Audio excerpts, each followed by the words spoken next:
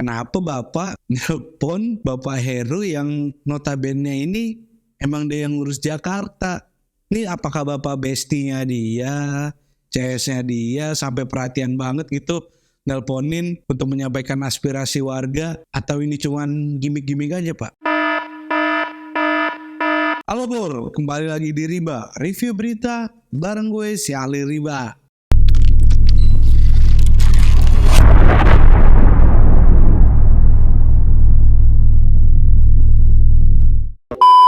Langsung aja nih Bor. Di berita pertama, gue bakal ngebawain satu berita cukup wow banget nih. Gimana enggak? Ini berkaitan dengan moral. Seorang pegawai rutan KPK melakukan tindak pidana asusila kepada istri dari tahanan KPK. Lihat nih kelakuan yang ada di rutan. Ya gue nggak tahu ya permainan rutan tuh kayak gimana.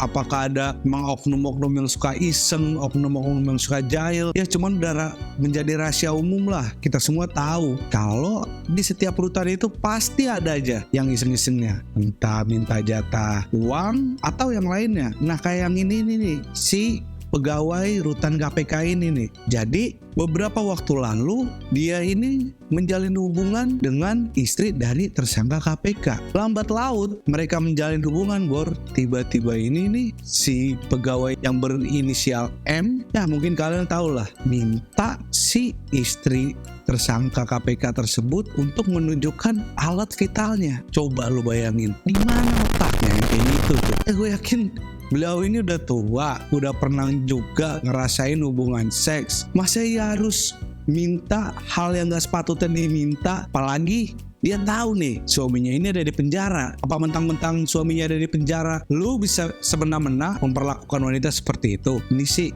bener-bener morality zero. Bangsat kau.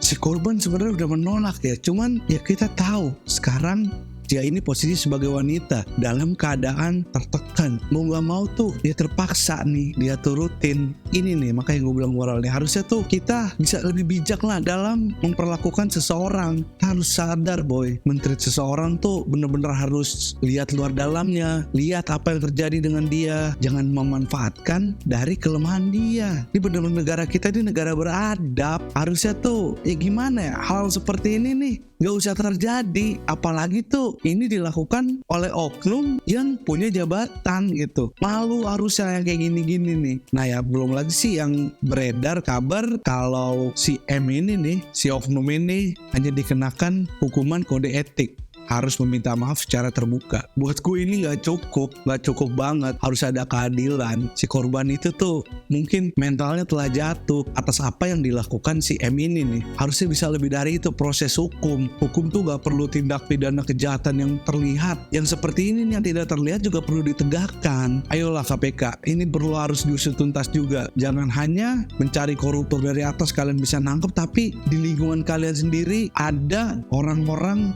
berakhlak nol melakukan tindak kekerasan seksual yang norak sih buat gue dengan cara-cara seperti itu. Oke Bor, lanjut ke berita kedua. Di berita kedua ini kita coba agak lebih rileks nih. Kita bahas apa sih yang lucu-lucu menjelang pemilu 2024. Kalau buat gue sendiri Bor, kemarin itu ada hal menarik ya, yang unik, lucu dan menggelitik. Dimana bakal calon presiden dari PDIP, kita tahu Mr. Ganjar Pranowo, dia ini bakal calon presiden. Belum resmi sebagai presiden ataupun calon presiden juga ya. Karena wakilnya aja belum ada. Nah jadi lucu, dia ini melakukan belusukan ke wilayah Tanjung Priok. Alih-alih mendengarkan aspirasi rakyat, dengan gagahnya beliau langsung menelpon PJ Gubernur DKI Jakarta Bapak Heru Budi. Yang gue tahu sih mohon maaf Bapak Ganjar, Bapak kan sampai sekarang ini kan masih menjabat Gubernur Jawa Tengah nih ya Pak ya. Sedangkan Tanjung Priok itu nih di Jakarta Pak. Kenapa Bapak nelpon Bapak Heru yang notabene ini emang dia yang ngurus Jakarta?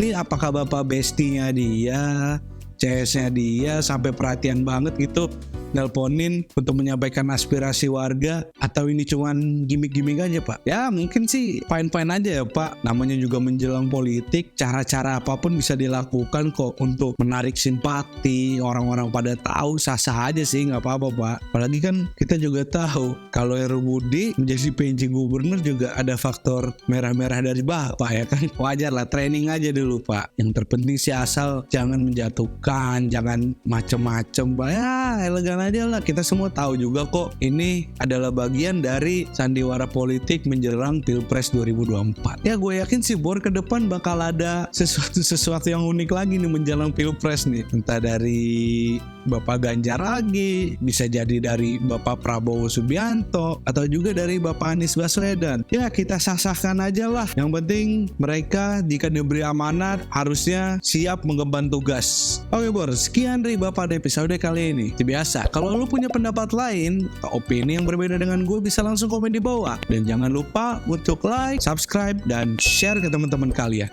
Sampai jumpa di Riba Review Berita episode berikutnya bareng gue si Ali Riba. Bye-bye.